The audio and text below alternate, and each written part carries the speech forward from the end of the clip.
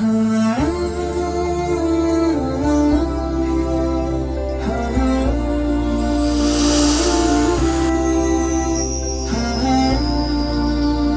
اللہ الرحمن الرحیم۔ درس قرآن کا سلسلہ شروع ہوا مگر کچھ مشغولیتوں کی وجہ سے وہ رک گیا۔ ایک بار پھر ہم اس سلسلے کو شروع کر رہے ہیں۔ اس سے قبل وحی کے سلسلے میں بیان کیا گیا تھا کہ وحی کے کتنے طریقے حضرات انبیاء کرام علیہم السلام پر کتنے طریقوں سے وحی نازل ہوتی تھی۔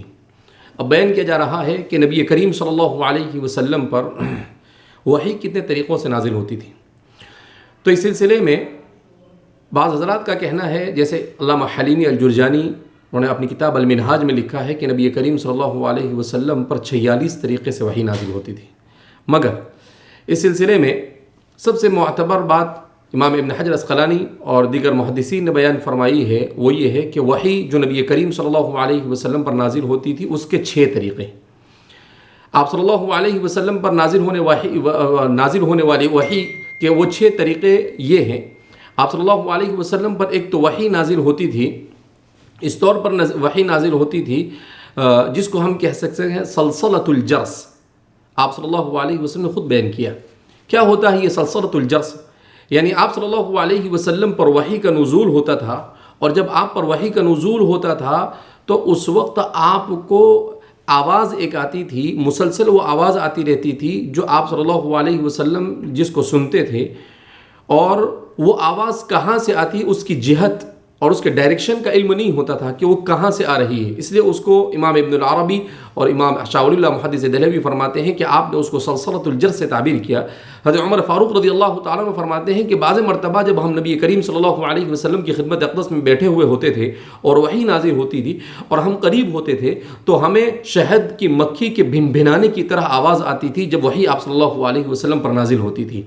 تو آپ صلی اللہ علیہ وسلم پر وحی کے نازل ہونے کا ایک طریقہ سلسلۃ الجرس کہ آپ پر نازل، اور یہ سب سے زیادہ سخت ہوتا تھا آپ صلی اللہ علیہ وسلم پر۔ ام المؤمنین عائشہ صدیقہ رضی اللہ تعالی عنہا فرماتی ہے کہ جب آپ پر اس طریقے سے وحی نازل ہوتی تھی تو آپ کے چہرے کا رنگ بدل جاتا تھا، اور آپ صلی اللہ علیہ وسلم کو اتنا پسینہ ہوتا تھا کہ مدینہ کی سخت سردی میں بھی آپ کی پیشانی مبارک پسینے سے شرابور ہو جایا کرتی تھی، پورا پسینہ پسینہ ہو جاتا تھا، اور آپ خود پسینے سے شرابور ہو جایا کرتے تھے۔ اور خود نبی کریم صلی اللہ علیہ وسلم نے اس طریقے کو سب سے سخت بیان کیا۔ اب اندازہ لگائیے جس نبی پر ہم 114 صورتیں اللہ رب العزت نے نازل فرمائی، اس نبی نے میرے اور آپ کی ہدایت کے لیے ایسے سخت وحی کو کس طریقے سے برداشت کیا ہوگا۔ اسی لیے کہا جاتا ہے کہ نبی کریم صلی اللہ علیہ وسلم پر زندگی میں جتنا درود بڑھا جاوے اس کے باوجود بھی امت آپ کا حق ادا نہیں کر سکتی ہے۔ دوسرا طریقہ وحی کا یہ ہوتا تھا کہ فرشتہ کسی انسانی شکل میں نبی کریم صلی اللہ علیہ وسلم کی خدمت میں آتا تھا۔ کبھی حضرت دحیہ کلبی رضی اللہ تعالیٰ عنہ کی شکل میں اکثر حضرت جبریل آیا کرتے تھے، اور کبھی کسی اور اجنبی آدمی کی شکل میں آ جایا کرتے تھے۔ وحی کا تیسرا طریقہ یہ کہ فرشتہ خود نبی کریم صلی اللہ علیہ وسلم کو حضرت جبریل نظر آتے تھے جو فرشتوں کے سردار ہے اور جو انبیاء کرام علیہ السلام پر وحی لے کر نازل ہوتے ہیں۔ جبریل کو خود آپ صلی اللہ علیہ وسلم نے زندگی میں 3 مرتبہ دیکھا۔ ایک مرتبہ آپ صلی اللہ علیہ وسلم نے وحی کے ملنے سے پہلے مقام اجیاد اور جبر اجیاد پر کسی مقام پر دیکھا، اور دوسری مرتبہ آپ صلی اللہ علیہ وسلم نے ان سے کہا کہ مجھے آپ کو دیکھنا ہے، اس وقت آپ کو دیکھا۔ بعض روایت میں آتا ہے کہ کسی صحابی نے اس کا مطالبہ کیا، ایک روایت میں آتا، اور تیسرا آپ صلی اللہ علیہ وسلم نے جبریل علیہ السلام کو اس وقت دیکھا جب آپ معراج اور اسراء میں نبی کریم صلی اللہ علیہ وسلم کو براق پر لے کر گئے تھے۔ چوتھا طریقہ وحی کا یہ ہوتا تھا کہ نبی کریم صلی اللہ علیہ وسلم کے خواب میں کوئی چیز بتلائی جاتی تھی، اور آپ صلی اللہ علیہ وسلم کو خواب ہی کے اندر میں گویا کہ وحی نازل ہوتی تھی اور وہ چیزیں بیان کر دی جاتی تھی۔ جیسے مختلف قسم کے گناہ کرنے والوں کو سزا کیسے دی جاتی ہے، اس سلسلے میں حدیث میں آتا ہے کہ نبی کریم صلی اللہ علیہ وسلم فجر کی نماز کے بعد صحابہ کی طرف متوجہ ہوئے اور پوچھا کہ تم میں سے کسی نے خواب دیکھا؟ کسی نے کہا نہیں دیکھا، تو آپ نے کہا کہ میں نے آج ایسا خواب دیکھا کہ 2 فرشتے آئے اور مجھے لے گئے، اور پھر آپ صلی اللہ علیہ وسلم نے پورا خواب بیان کیا۔ تو وحی کا چوتھا طریقہ یہ کہ آپ صلی اللہ علیہ علیہ وسلم اس طریقے سے بیان کرتے ہیں. نہیں, وحی کا پانچواں طریقہ یہ ہے کہ براہ راست اللہ سے کلام. تو یہ اللہ کے رسول صلی اللہ علیہ وسلم کو جب آپ صلی اللہ علیہ وسلم معراج میں تشریف لے گئے, اس وقت نبی کریم صلی اللہ علیہ وسلم کو یہ عظیم شرف حاصل ہوا کہ آپ اللہ کے دربار میں پہنچ کر اللہ سے آپ نے براہ راست اللہ کے اور آپ کے درمیان کلام ہوا, اور اس کلام اور اس مکالمے میں آپ کے اوپر نماز کو فرض کیا گیا, جس کی پوری تفصیل امت کا اکثر طبقہ اسے جانتا ہے. اور وحی کا چھٹا طریقہ یہ بیان کیا جاتا ہے کہ نفث فی الروع. حدیث پاک میں نبی کریم صلی اللہ علیہ وسلم ارشاد فرماتے ہیں کہ کوئی چیز اللہ کے رسول صلی اللہ علیہ وسلم کے قلب اطہر پر نازل ہو جاتی تھی, آپ کے دل پر اتار دی جاتی تھی, اور آپ کو محسوس ہوتا تھا کہ یہ چیز اللہ کی طرف سے میرے دل پر ڈال دی گئی ہے. تو یہ 6 طریقے سے نبی کریم صلی اللہ علیہ وسلم کے اوپر وحی نازل ہوتی تھی. بہرحال وحی کے سلسلے میں ہمیں یہاں پر یہ بات جاننے کی ضرورت ہے کہ یہ وحی کے یہ وہ 6 طریقے ہیں جن طریقوں کے سلسلے میں بیان کیا گیا کہ آپ پر عام طور پر وحی ایسے نازل ہوتی تھی. اب وحی کے سلسلے میں 2 باتیں عصر حاضر کے اعتبار سے میں بیان کرنا چاہوں گا.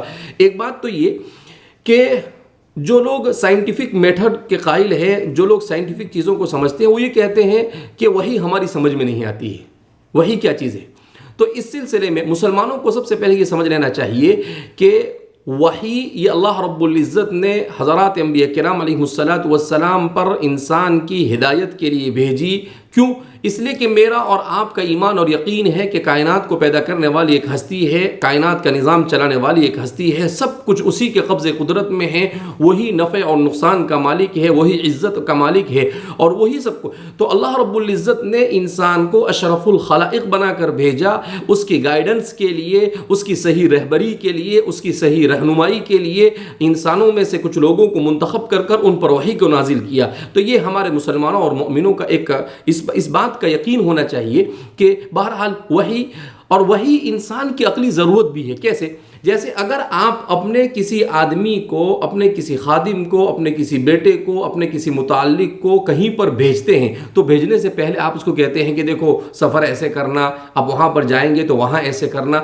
تو جب ایک انسان کسی انسان کو بھیجتا ہے, اس کو تعلیمات دیتا ہے, تو ظاہر سی بات ہے دنیا کے اندر میں جب انسان آیا ہے تو یہاں اس دنیا میں آنے کے بعد تو اسے کتنی زیادہ ضرورت ہے وحی کی. اللہ رب العزت کیسے ایسا ہو سکتا ہے کہ اللہ رب العزت انسان کو ایسے ہی چھوڑ دے. ایک اور بات یہاں پر ہم سمجھ لے کہ وحی جو نبی کریم صلی اللہ علیہ وسلم پر نازل ہوئی, آج کے اس دور میں اس کا سمجھنا عقلی اعتبار, سائنٹیفک اعتبار سے بھی آسان ہے, جس کو انشاءاللہ ہم آئندہ سمجھانے کی کوشش کرتے ہیں. اللہ رب العزت ہمیں وحی پر مکمل ایمان اور یقین رکھنے کی توفیق برحمت فرمائے. والسلام علیکم ورحمۃ اللہ وبرکاتہ.